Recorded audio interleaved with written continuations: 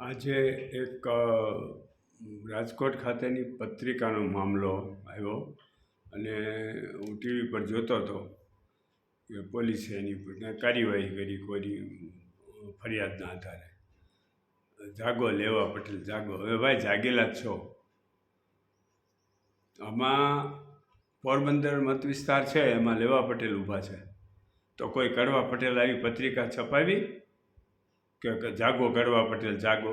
આવા અક્કલ વગરના છોકરાઓના મા બાપોએ ધ્યાન રાખવું જોઈએ કે આપણા સમાજમાં આવા બુદ્ધિ વગરના છોકરાઓ હોય ને તો એ લોકો આવી પત્રિકા ન છપાવે અને એના પર થોડું ધ્યાન આપે. કારણ કે અત્યારે એક તો આ દરબારોની માથાકૂટ ચાલતી હતી, એમાં પાછા આવા બુદ્ધિ વગરના છોકરાઓ આવી પત્રિકા છપાવીને જાગો લેવા પટેલ જાગો. જાગેલા જ છે ભાઈ. હવે આ કોંગ્રેસમાંથી કાંઈ દીવાળે એવું નથી.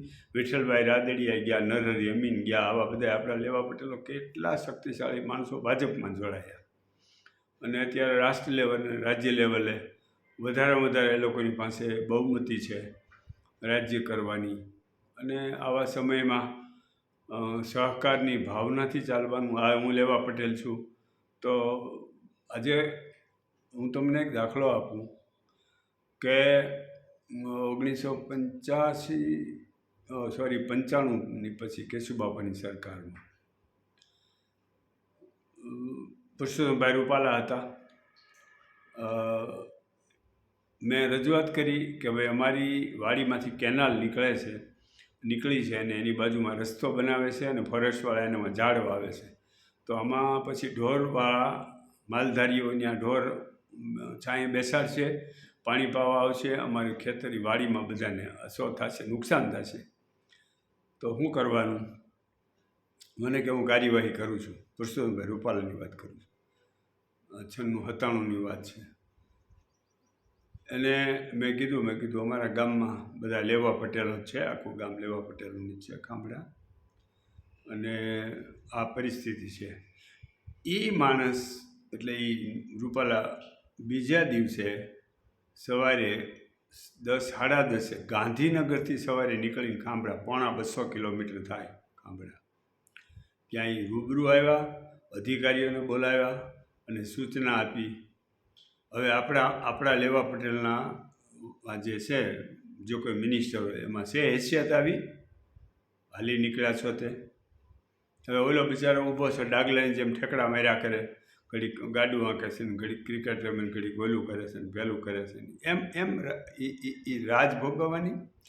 મેં પરેશ ધાનાણીને વિરોધ પક્ષના નેતા હતા ત્યારે એના બંગલે જઈને, મિનિસ્ટર બંગલો આપ્યો હોય એને વિરોધ પક્ષના નેતાને, ત્યારે મેં એને કીધું હતું કે તમે શું કરો છો,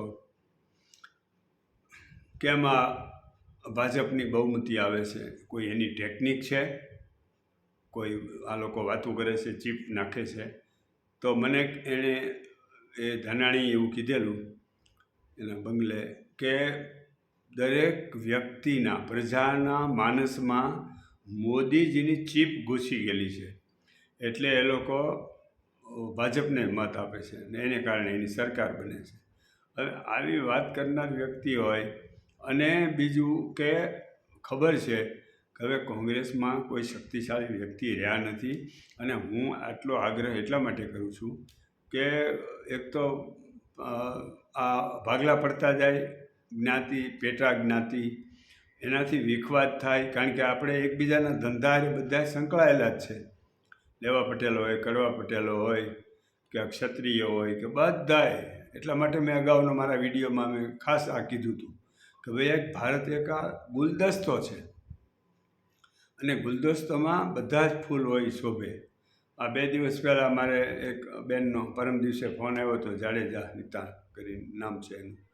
હું ઘણી વખત આ દરબારના બહેનો જે વિધવા હોય ને એ લોકોને આર્થિક હેલ્પ કરતો હોય જ્યારે એને જરૂર પડે ત્યારે, રેગ્યુલર નહીં. તો એણે કીધું કે ભાઈ હું પેલા માલિશમાં જતી હતી તો મને ત્યાં ના પાડી દીધી કે તમે દરબાર છો ને બધું આવું કરો છો ને, માલિશ કરવા આવતા નહીં. એનો દીકરો કંઈક 17-18 વર્ષનો હશે, એ કંઈક ચાંદીકામમાં જતો હશે, એણે મને એવું કીધું. તો એને ના પાડી દીધી કે આવતા નહીં. એટલે મેં અગાઉ એ ધ્યાન દોર્યું હતું આ દરબારોનું, ભાઈ રવા દો, આંદોલન કરવામાં.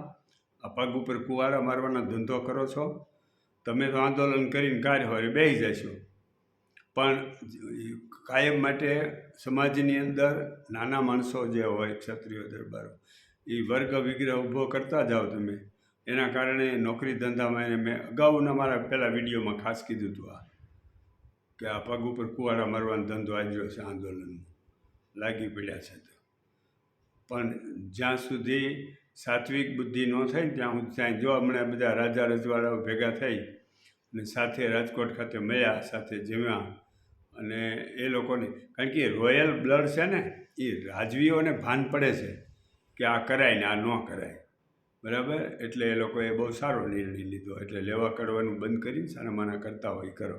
ઓકે.